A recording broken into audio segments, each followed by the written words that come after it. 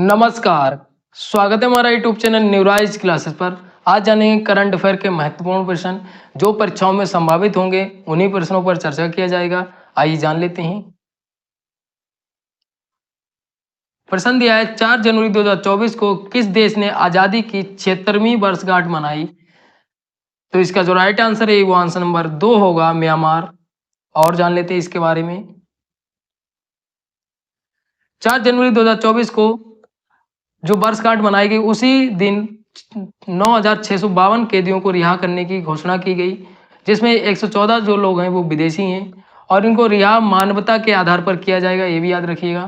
फिर सबसे इम्पोर्टेंट ये बन जाता है तो आंग सान सू हैं जो इनको रिहा नहीं किया जाएगा। ये क्या है तो लोकतंत्रवादी नेता हैं। इनको 33 वर्ष की सजा सुनाई गई, इसलिए इनको रिहा नहीं किया जाएगा।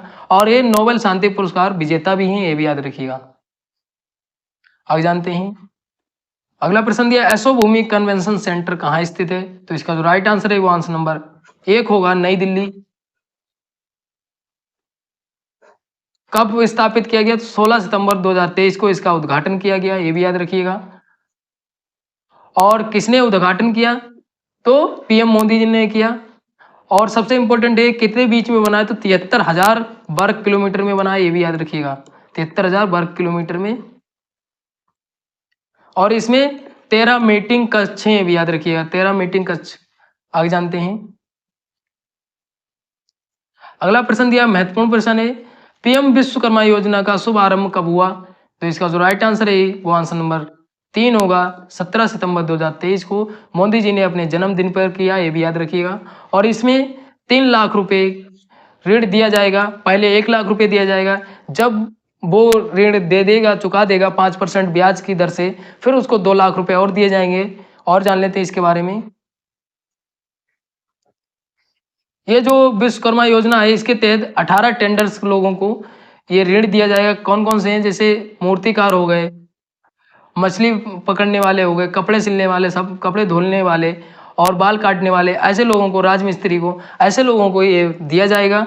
कितने? 3 लाख रुपए। लेकिन 3 लाख एक बार में नहीं दिए जाएंगे, 1 लाख पहले दिया जाएगा, उसमें 5% का ब्याज लग के जो जमा कर देगा उसको 2 लाख रुपए का और ऋण दिया जाएगा। आगे जानते हैं। अगला प्रश्न दिया पुराने संसद भवन का क्या नाम कर दिया गया है? तो इसका जो राइट आंसर है वो आंसर नंबर 4 होगा, संविधान सदन। अगला प्रश्न दिया संसद के विशेष सत्र में महिला आरक्षण विधेयक किस नाम से पारित हुआ? तो इसका जो राइट आंसर है वो आंसर नंबर 1 होगा, नारी शक्ति बंधन अधिनियम विधेयक 2023। आगे जानते हैं। जो विधेयक था वो 128वां संविधान संशोधन विधेयक था, ये भी याद रखिएगा। और ये लोकसभा में कब प्रस्तुत किया गया? तो 19 सितंबर 2023 को प्रस्तुत किया गया। किसने प्रस्तुत किया? तो विधि मंत्री अर्जुन राम मेघवाल हैं, इन्होंने लोकसभा में प्रस्तुत किया। जो लोकसभा ने मंजूरी दी वो 20 सितंबर 2023 को दी, वो 21 सितंबर 2023 को दी। और जो राष्ट्रपति ने हस्ताक्षर किए वो 29 सितंबर 2023 को किए। और पूर्ण रूप से 106वां संविधान संशोधन अधिनियम ये बन गया। आगे जानते हैं। अगला प्रश्न दिया दादा साहब फाल्के पुरस्कार 2023 में किसको दिया गया? तो इसका जो राइट आंसर है वो आंसर नंबर 4 होगा, वहीदा रहमान को। वहीदा रहमान को कौन से नंबर का दादा साहब फाल्के पुरस्कार दिया गया? तो 53 नंबर का पुरस्कार दिया गया। और इनको ये पुरस्कार कौन से ईयर का दिया गया? तो 2021 का, 2023 में दिया गया इनको ये पुरस्कार। फिर सबसे इंपॉर्टेंट ये बन जाता है अभी तक कितने महिलाओं को दादा साहब फाल्के पुरस्कार दिया जा चुका है? तो 8 महिलाओं को दिया गया। और 2020 में किसको दिया गया? तो आशा पारेख हैं, इनको ये 2020 में दादा साहब फाल्के पुरस्कार दिया गया था। और 2021 में वहीदा रहमान को दिया गया। अभी तक 8 महिलाओं को दादा साहब फाल्के पुरस्कार दिया जा चुका है। और आप दादा साहब फाल्के पुरस्कार के बारे में जानना चाहते हैं तो मैंने एक वीडियो बना रखी है, दादा साहब फाल्के पुरस्कार 2024, आपको थंबनेल में मिल जाएगा, वहाँ से जाके आपको देख सकते हैं। वहाँ पे मैंने जितने लोगों को दादा साहब फाल्के पुरस्कार दिया जा चुका है उनकी सबकी लिस्ट दिखाई है, वहाँ पे आप वहाँ से जाके देख सकते हैं। आगे जानते हैं। अगला प्रश्न दिया 19वें एशियाई खेल 2023 का आयोजन चीन के किस शहर में किया गया? इसका जो राइट आंसर होगा वो आंसर नंबर 4 होगा, हांगझाओ। आगे जानते हैं। अगला प्रश्न दिया है, इजराइल फिलिस्तीन युद्ध में फंसे भारतीयों को इजराइल से वापस लाने के लिए कौन सा ऑपरेशन चलाया गया? इसका जो राइट आंसर है वो आंसर नंबर 3 होगा, ऑपरेशन अजय। ऑपरेशन जो गंगा चलाया गया था वो यूक्रेन और रूस का जो युद्ध चला था तब चलाया गया था, ये भी याद रखिएगा।